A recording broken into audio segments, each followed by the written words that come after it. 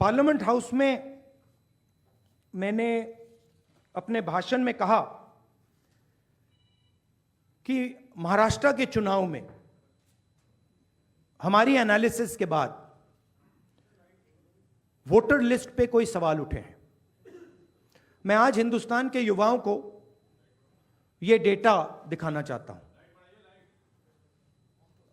सबसे पहला सवाल,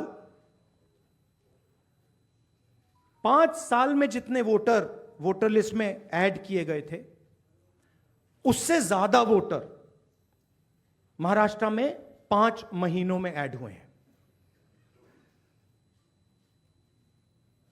32 लाख वोटर्स विधानसभा 2019 एंड 2024 के बीच में। 39 लाख वोटर्स मतलब हिमाचल का जो पॉपुलेशन है वो ऐड कर दिया लोकसभा 2024 एंड विधानसभा 2024 के बीच में। यह पहला सवाल है।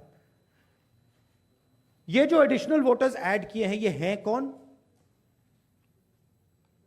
ये कहां थे और ये कहां से आए, पहला सवाल।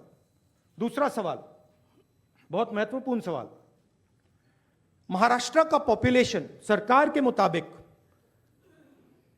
महाराष्ट्र का अडल्ट पॉपुलेशन सरकार के मुताबिक 9.54 करोड़।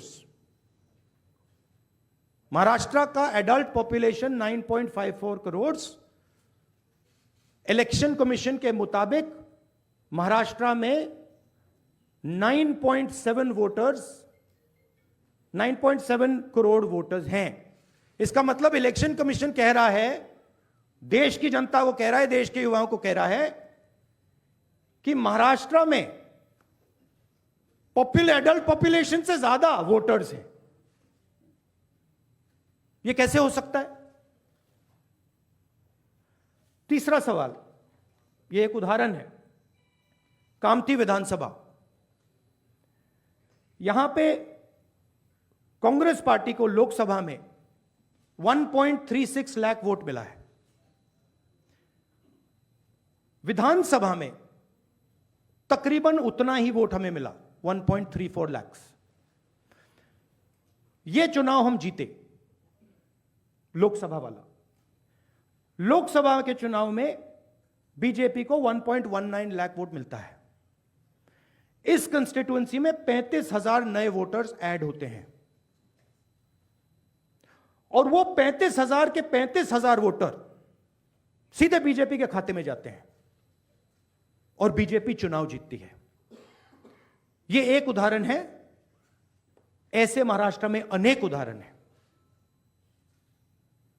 हमारी कंस्टिट्यूएंसीज में, एनसीपी की कंस्टिट्यूएंसीज में, शिवसेना की कंस्टिट्यूएंसीज में।